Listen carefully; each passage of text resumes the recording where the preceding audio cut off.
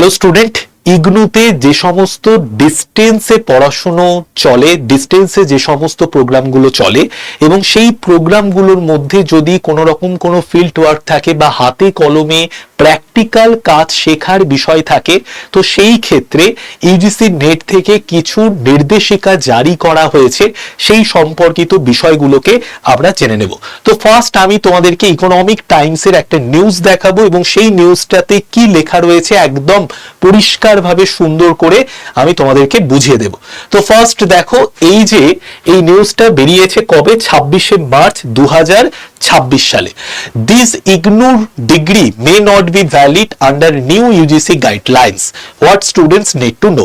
তো দেখো, এই যে নিউজটা বেরিয়েছে, এই নিউজটার যে সিনপসিসের জায়গাটা, সেই সিনপসিসের জায়গাটা আমরা যদি দেখে নিই, ইগনুর যে ফুল ফর্ম, সেই ইগনুর ফুল ফর্ম কি? Indira Gandhi national open university.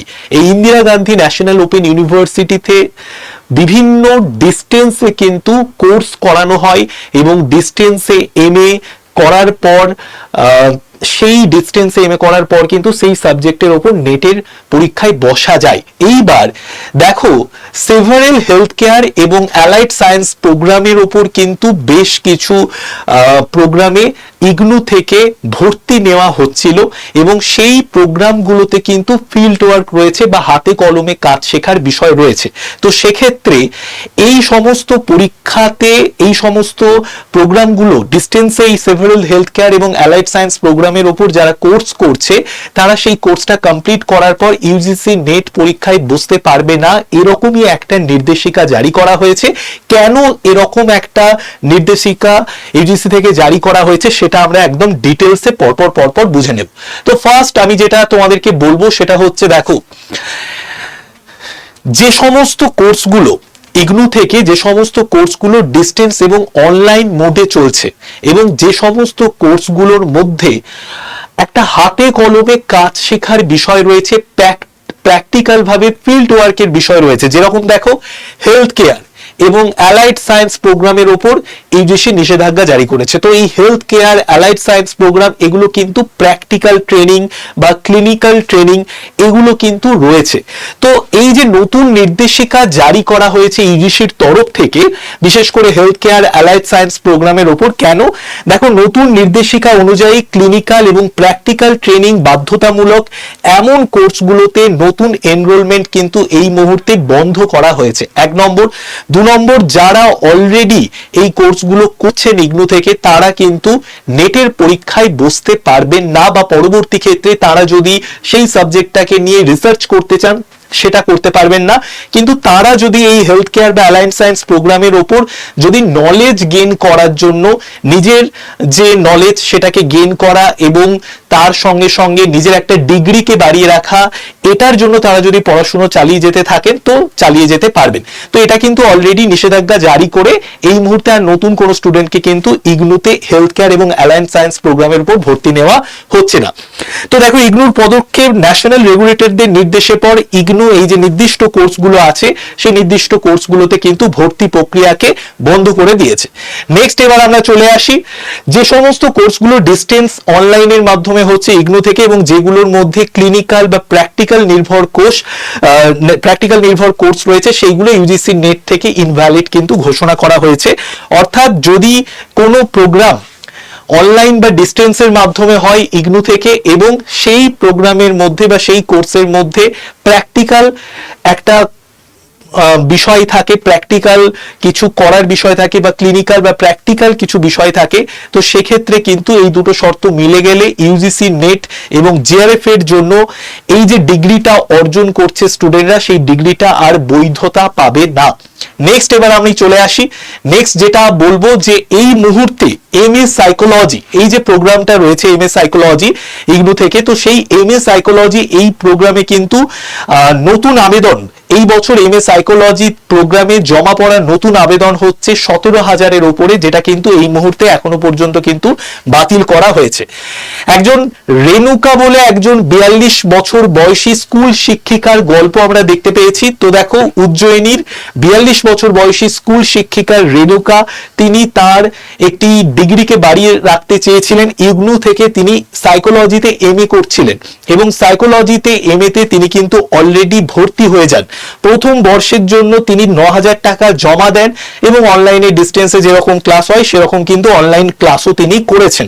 Already জুনের যে পরীক্ষার সেটা রুটিনও তিনি পেয়ে গেছেন, কিন্তু তিনি এখন জানতে পারছেন তার ক্ষেত্রে যেটা অজানা ছিল, যে তিনি সম্পূর্ণ অজানা ছিলেন যে ডিস্টেন্স মোডে এই কোর্সটা বাতিল হতে চলেছে। এটা এরকম একজনের গল্প আমরা দেখতে পাচ্ছি, যিনি MA সাইকোলজিতে কোর্স করছিলেন ইগনু থেকে, তার পড়াশোনা কিন্তু অলরেডি চলছিল। ঠিক আছে, এইবার দেখো এটা কেন সিদ্ধান্ত নিয়েছে ইউজিসি থেকে। এই সিদ্ধান্তটা নেয়ার একটাই কারণ, যেটা আমি তোমাদের প্রথমেই বললাম, যে সমস্ত কোর্সে সরাসরি রোগীদের সাথে কাজ করতে হবে বা হাতে কলমে প্র্যাকটিক্যাল জ্ঞানের প্রয়োজন, প্র্যাকটিক্যাল কাজের বা প্র্যাকটিক্যাল দক্ষতার প্রয়োজন, সেই সমস্ত কোর্স কোনোভাবেই ডিস্টেন্স বা অনলাইন মোডে শেখানো সম্ভব নয়।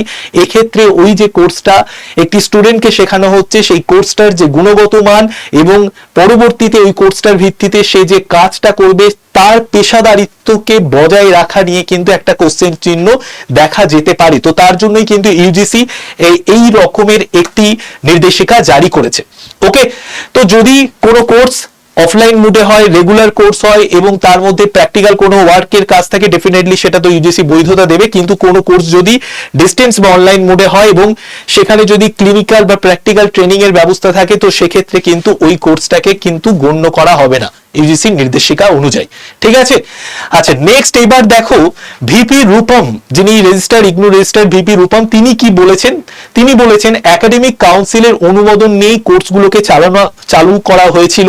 বেশিরভাগ শিক্ষার্থী এই কোর্সগুলো ক্লিনিক্যাল প্র্যাকটিসের জন্য করে না, বরঞ্চ তাদের যে একাডেমিক ইন্টারেস্ট, তাদের যে নলেজ, তাদের যে ডিগ্রি, সেটাকে বাড়ানোর জন্য করে থাকে। অনেক স্টুডেন্ট আছে যারা কিন্তু ক্লিনিক খুলবে না বা প্র্যাকটিস করবে না, তো সেক্ষেত্রে NCAHP-র যে পেশাদার নিয়মগুলি সেটা কিন্তু পুরোপুরি প্রযোজ্য নাও হতে পারে। এইবার দেখো যারা একাডেমিক ইন্টারেস্টে কোর্সটা করছে তারা কিন্তু ডিস্টেন্স বা অনলাইন মোডে কোর্সটা চালিয়ে যেতে পারে। শুধুমাত্র ব্যক্তিগত জ্ঞান বৃদ্ধি করা বা একটি ডিগ্রি অর্জনের জন্য অনেকে কোর্স করে। ঠিক আছে, তো ক্লিনিক তারা খুলতে চায় না বা পেশাদার প্র্যাকটিস করতে চায় না, তো সেক্ষেত্রে ইউজিসি নেটের জন্য তারা কিন্তু বৈধ নয়। কিন্তু যদি কেউ ইউজিসি নেটের পরীক্ষায় বসতে চায়, তাদের এই কোর্সটাকে কিন্তু বৈধতা দেওয়া হবে না। আচ্ছা নেক্সট এবার আমি যেটা বলবো, যে এই মোমেন্টে অনেক স্টুডেন্ট আছে যারা কিন্তু অলরেডি এই কোর্সগুলো করছে, তো তাদের ক্ষেত্রে কোর্সগুলো কি কন্টিনিউ চলবে না চলবে না সেটা আমরা একটু জেনে নিই। তো দেখো, নতুন আবেদনকারীদের কিন্তু সম্পূর্ণরূপে স্থগিত করে দেওয়া হয়েছে। এই সমস্ত প্র্যাকটিক্যাল ফিল্ডে যে সমস্ত কোর্সগুলো কাজ থাকে, সেগুলোর আবেদন অলরেডি ডিস্টেন্স মোডে সেই সমস্ত কোর্সগুলোকে করা যাবে না, সেটার আবেদন সম্পূর্ণ স্থগিত হয়ে গেছে। যারা অলরেডি ভর্তি হয়ে গেছে, যেমন রেণুকা বলে একটি মেয়ের কথা দেখালাম, 42 বছর বয়সী একজন শিক্ষিকা, তারা কন্টিনিউ কিন্তু পড়াশোনা চালিয়ে যাবে। ইগনু থেকে তাদেরকে কোর্সের শেষে ডিগ্রি প্রদান করা হবে, কিন্তু তারা ওই নেটের পরীক্ষায় বসতে পারবে না। ঠিক আছে, আর নতুন আবেদনকারীদের ক্ষেত্রে তো এটা পুরোপুরি বন্ধ হয়ে গেছে। তো এই ছিল আমাদের নির্দেশিকা। যদি এই ভিডিওটা ভালো লাগে তাহলে প্রত্যেকে তোমরা একটা করে লাইক করে দাও। আরেকটা বিষয় আমি তোমাদেরকে একটু বলে দিই, সেটা হচ্ছে আমাদের কিন্তু নেটের ব্যাচ রয়েছে। ঠিক আছে, আমাদের কিন্তু এই যে 2026-এ ইউজিসি নেটের পরীক্ষা হবে জুন মাসের সেকেন্ড উইকের দিকে। সেই পরীক্ষার জন্য আমরা পেপার 1-এর একটা ব্যাচ নিয়ে এসেছি। যারা পেপার 1-এর নোট পেতে চাও, ক্লাস পেতে চাও, তারা কি করবে, জাস্ট এই যে নাম্বারটা দেখছো 81 59 91 66 85, এই নাম্বারটাকে মোবাইলে সেভ করে নাও। মোবাইলে সেভ করে জাস্ট একটা ছোট্ট করে হাই লিখে পাঠাও হোয়াটসঅ্যাপে। দেখবে তোমার কাছে একটা গ্রুপের লিঙ্ক চলে গেছে নেট বলে, সেই নেটের গ্রুপে জয়েন করে যাও। তুমি বাদবাকি ইনফরমেশন সমস্ত কিছু ওই গ্রুপের মধ্যে পেয়ে যাবে, ফ্রি নোটসও ইউজিসি নেটের পেয়ে যাবে। ওকে, তো জাস্ট এই নাম্বারটায় হাই লিখে পাঠিয়ে দাও। সবাই ভালো থেকো, টাটা, বাই বাই।